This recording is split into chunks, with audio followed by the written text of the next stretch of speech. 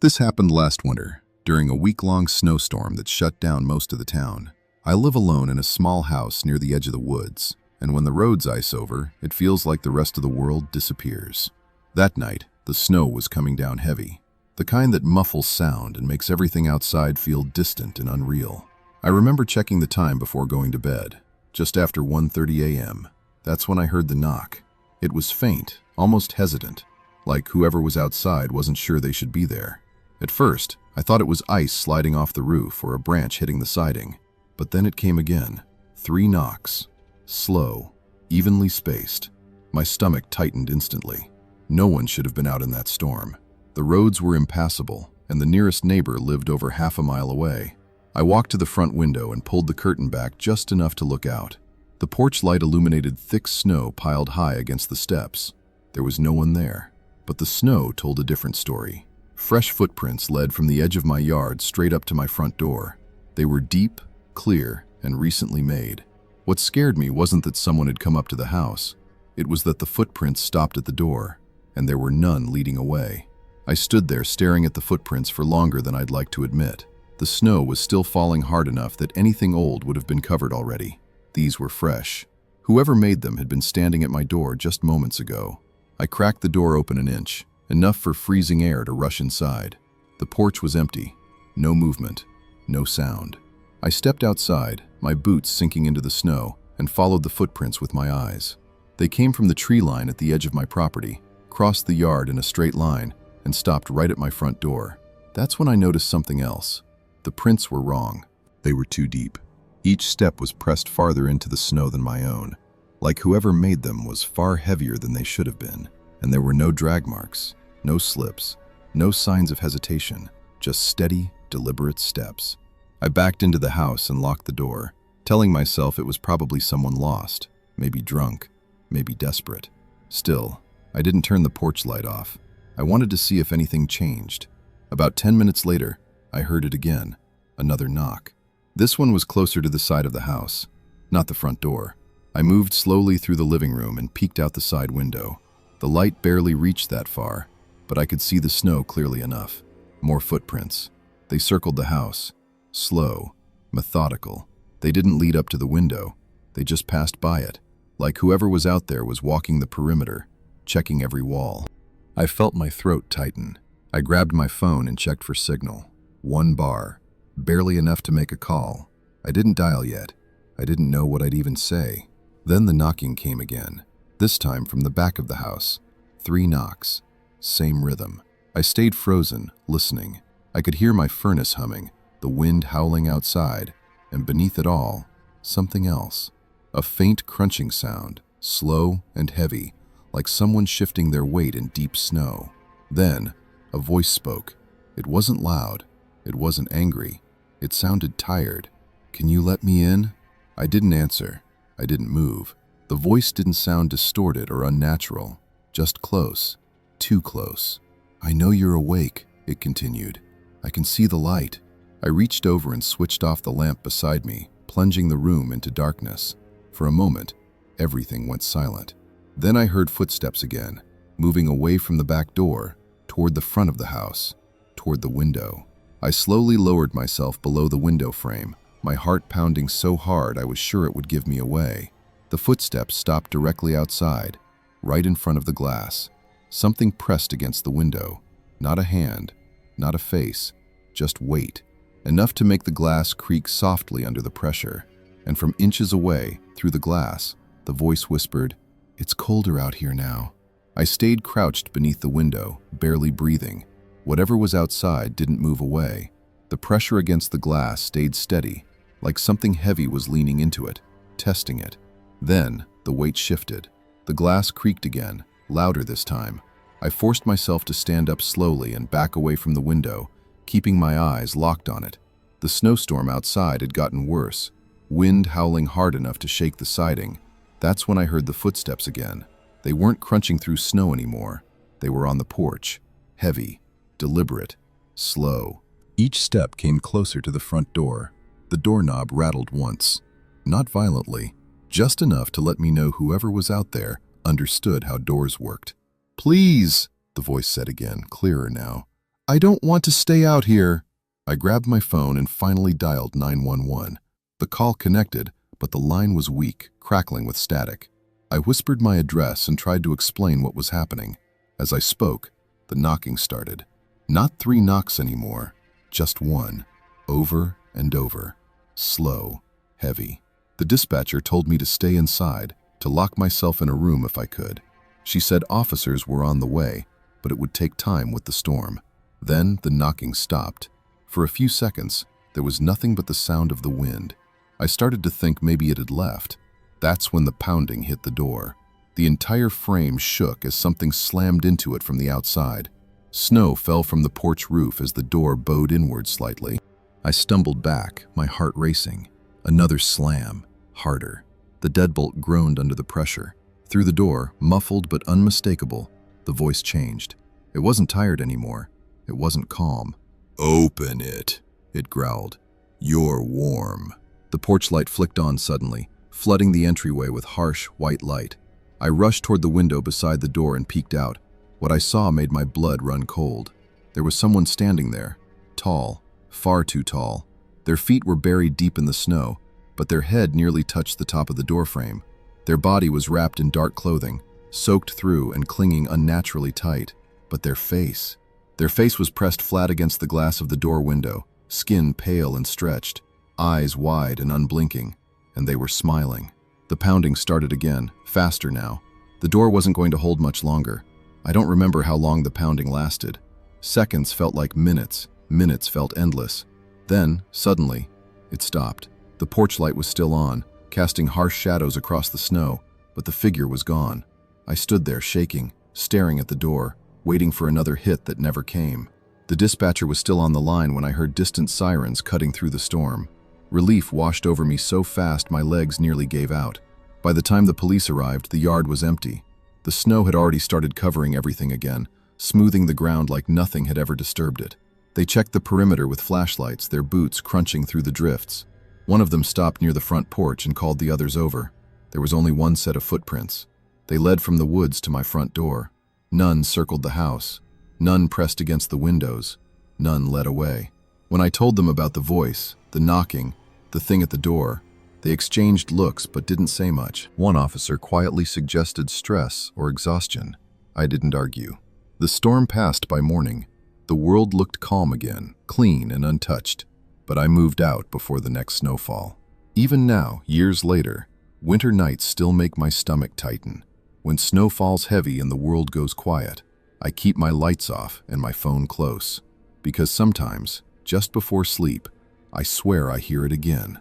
3 slow knocks, buried beneath the sound of the storm, and a tired voice carried on the cold air, asking to be let in. This happened during the same winter, a few weeks after the first heavy snowfall of the year. I was working late shifts at the time, and that night I didn't leave work until a little after 2 a.m. The roads were mostly empty, covered in a thin layer of ice that reflected my headlights back at me. Snowbanks lined both sides of the road, tall enough to block most of the houses from view. It felt like I was driving through a tunnel of darkness. About 10 minutes into the drive, I noticed headlights behind me. That wasn't unusual at first. The main road still had occasional traffic, even that late. But as I turned off onto a smaller residential street, the headlights stayed with me. Same distance, same speed. I told myself they probably lived nearby. I made another turn, then another. Still there. The car behind me didn't change lanes or pass. It didn't drift closer or fall back. It just followed, steady and patient. My stomach started to tighten. I checked my mirrors again.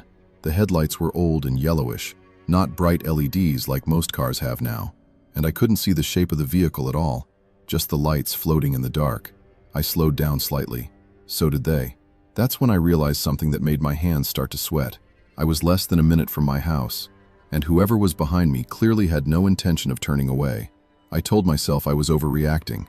Late nights mess with your head, especially when you're tired and driving alone through snow-covered streets. Still, I couldn't shake the feeling that something wasn't right. I made one more turn, a pointless one, looping around a block I knew well. If the car followed me again, I'd know for sure. It did. The headlights swung around the corner a few seconds after I did, never speeding up, never hesitating. just calmly adjusting like it had already planned to follow that route. My heart started pounding. I slowed down to almost a crawl. So did the car behind me. That's when I noticed something else. I still couldn't see the shape of the vehicle. No grille reflection, no outline. Just two dull yellow headlights hovering in the dark, perfectly level, like they weren't attached to anything solid. I rolled my window down slightly, telling myself I was crazy. Cold air rushed in, biting at my face. The sound of the engine behind me didn't change. No rumble, no tire noise, just silence, and those lights. I pulled onto my street. It was a short dead-end road with only a few houses, all dark at that hour. My house was second from the end. There was nowhere to go if the car decided to pull up behind me. I slowed even more, debating whether to keep driving past my house or stop. The headlights stayed back, patient. When I reached my driveway, I pulled in. The headlights stopped at the edge of the road. They didn't follow me in. I sat there, gripping the steering wheel, watching them through my rearview mirror. The car didn't turn around. It didn't move closer. It just waited. Minutes passed. Snow drifted lazily through the beams of those headlights, but nothing else changed. I couldn't see a driver. I couldn't see movement inside, just light cutting through the darkness. I gathered my courage and stepped out of the car, slamming the door shut behind me. The cold hit instantly. "Hello?" I called out, my voice sounding weak in the quiet. No response. The headlights flickered once, not like a bulb failing, but like something blinking. I backed toward my front door, keys clenched in my fist. As soon as I reached the porch, the headlights suddenly shut off. Not dimmed, gone. The road was empty again. I hurried inside, locked the door, and stood there listening, waiting to hear an engine start, tires crunching in snow. Nothing. I didn't sleep much that night. Every time I looked out the window, the street was empty, until around 4 a.m. That's when I saw them again, the same yellow headlights, parked at the end of my driveway, facing the house. My heart dropped the moment I saw the headlights at the end of my driveway. They weren't bright, they weren't moving, they were just there. I stood frozen behind the living room curtain, barely daring to breathe. From that angle, I still couldn't see the shape of a car, just the same two dull yellow lights, hovering at the exact height they'd been on the road. Then they started moving, slowly, not driving up the driveway, sliding forward, inch by inch, without the sound of tires crunching snow or an engine idling. The lights crept closer until they stopped right at the base of my driveway. My phone was in my hand before I realized I'd grabbed it. I tried calling a friend. No answer. Then my brother. Straight to voicemail. The headlights flickered again. Once. Twice. Then they shut off. The darkness outside felt heavier without them, like the street itself had gone blind. I waited, counting my breaths, telling myself maybe it was finally gone. That's when something tapped against the front of the house. Not a knock, a light tap against the siding, then another. Slow, deliberate, moving sideways along the wall. I backed away from the window and listened as the sound traveled toward the front door. The tapping stopped directly on the other side. A shadow slid under the door, long and thin, stretching far more than it should have from a porch light that wasn't even on. Then I heard it. Not a voice, not breathing, the sound of metal cooling. That faint ticking sound a car makes after being driven for a long time. Except there was no engine noise. No heat, no reason for that sound to be there. The doorknob turned once, just enough to test it. I stumbled backward, nearly tripping over the couch. My chest felt tight, like the air had thinned inside the house. Outside, the headlights snapped back on, suddenly blazing through the front windows, flooding the living room with yellow light. But they weren't at the end of the driveway anymore. They were right outside the house, too close. So close that the beams stretched across the walls, tall and warped, like whatever they belonged to was leaning forward. And then, from somewhere directly in front of the door, something spoke, not words, a low vibration, like sound trying to form language but failing. The lights flickered rapidly, then everything went dark. At the same moment, the power in the house cut out. I screamed and bolted for the back of the house, not caring where I went, only that I needed distance from the front door. Behind me, something heavy scraped across the porch, and then footsteps, slow, wet, coming inside.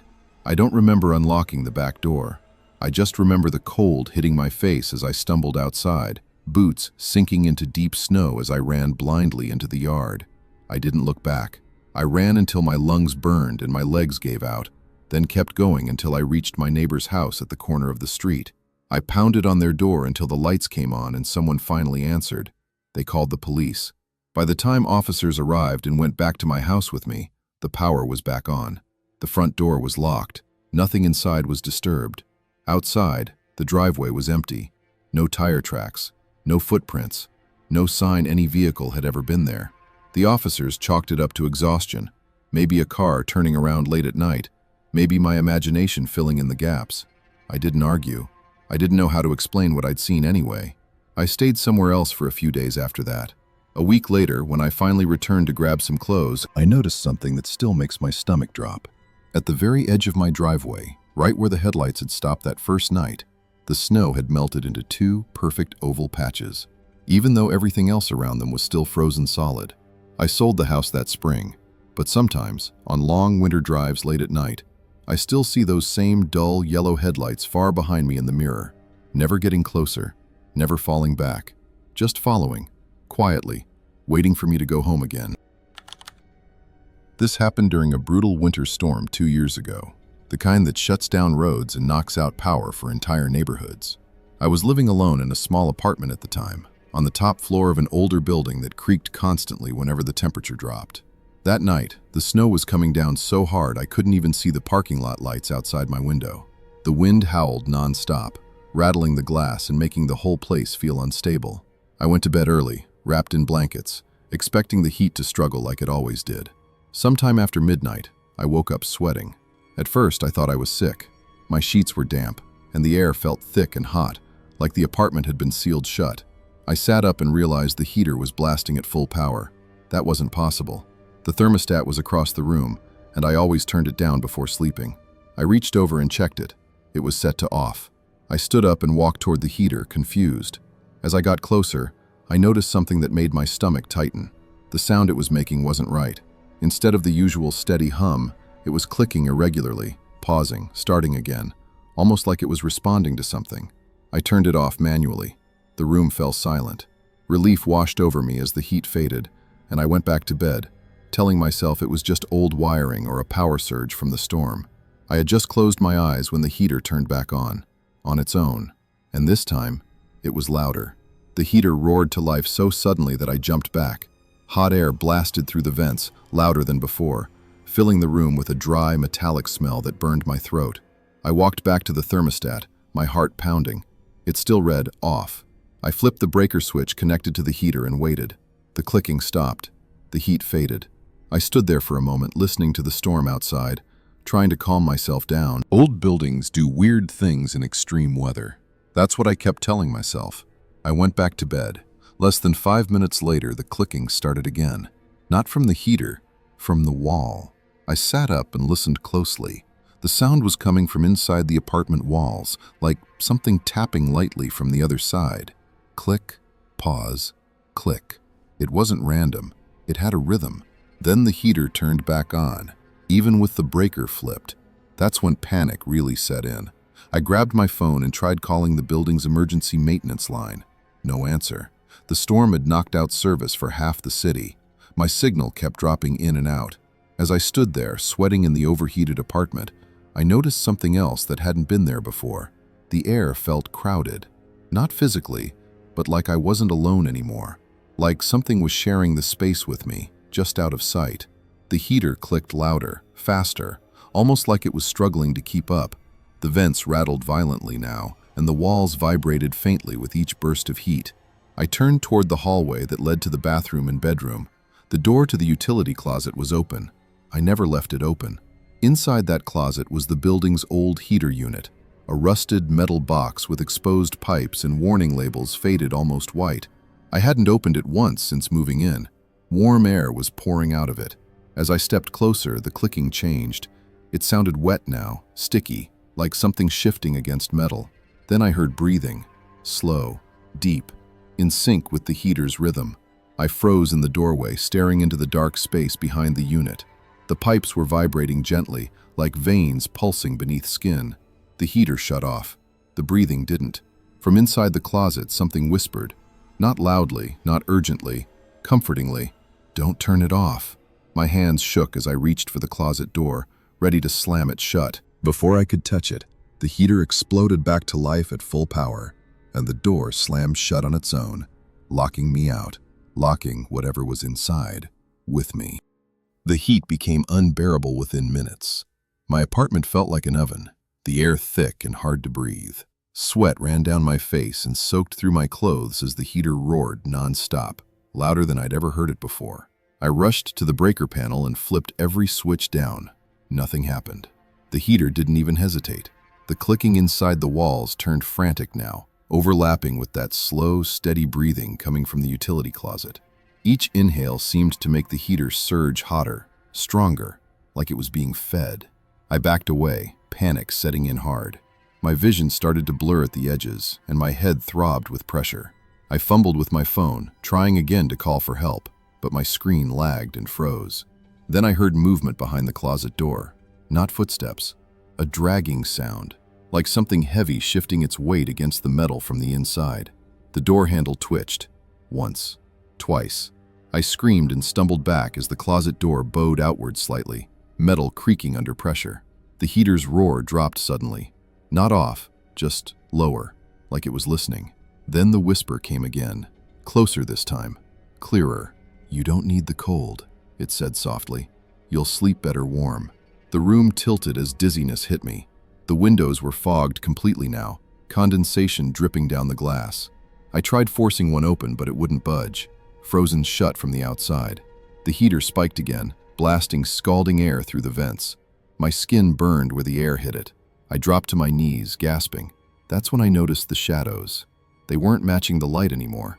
They stretched upward along the walls, long and warped, pulsing in time with the breathing. One of them detached from the wall near the closet, lifting slowly like it was standing up. I crawled toward the front door, my hands slipping on the floor. The doorknob was hot, too hot to touch barehanded. I wrapped my sleeve around it and twisted. Locked. Behind me, the closet door creaked open an inch. Hot air poured out, carrying that metallic smell and something else. Damp and rotten. A shape pressed into the gap, blocking the light. I couldn't see details, only movement, like something unfolding itself from the heat. The whisper dropped into my ear, no longer comforting. "You were cold," it said. "Now you're staying." The apartment lights flickered violently, and then everything went dark. I woke up in the hospital. At first, I thought the whole thing had been a dream. My throat was dry, my body weak, and the steady beeping of a monitor filled the room. A nurse noticed I was awake and immediately went to get a doctor. They told me I'd been found unconscious in my apartment by a maintenance crew the next morning. The storm had finally cleared, and they were checking units for damage and frozen pipes. According to them, my heater was completely shut down when they arrived. Cold, dead, unplugged from the system. They said the apartment temperature was barely above freezing. I told them everything. The heat, the breathing, the voice in the closet. The doctor listened quietly, then said I'd likely suffered severe dehydration and heat exhaustion before losing consciousness. But that explanation didn't sit right with me. Before I was discharged, a building manager stopped by. He looked uncomfortable, like he didn't want to be there. He asked me one question. "Did you hear it ask you to stay warm?" I stared at him. He cleared his throat and told me the unit I lived in had been sealed off twice before, both times during winter storms. Tenants complained about heaters turning on by themselves, about feeling watched, about waking up overheated. One tenant never woke up at all. I moved out the same week, but every winter, when the temperature drops suddenly and the heat kicks on for the first time, I still wake up in a sweat. And sometimes, just before the heater shuts off, I swear I hear breathing in the walls.